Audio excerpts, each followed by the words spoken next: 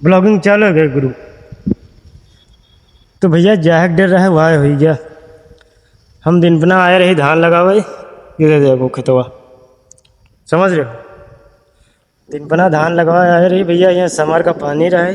आज 3-4 दिन हो गई पानी नहीं मिल रहा है। आज तनिक उम्मीद मिल ही रहा है कि पानी मिली। तो भैया ये तो देखो पैप बिछा दिया रहा है, 500 फुट भैया अकेले पैप बिछाया रहा है। और अब पैप तो हाया रहा नहीं, तो देखो देख रहे हो पानी कोई उम्मीद है नहीं। अब बता रहे हैं कि भैया जाओ अब सवेरे पानी है, सवेरे पानी मिली। सवेरे अब देखो मिलत कि नहीं मिलत भैया, यह तो पैप बिछाई ताहिब बिछाई ताहिब, यह तो जिंदगी निकल जी। खेतवा बाहर न लागी, खाली आओ यहाँ 100 रुपये पेट्रोल फूंक जाओ उतनी दूर, बस देख दाख कर चले जाओ। कोई उम्मीद है नहीं पानी मिले भैया।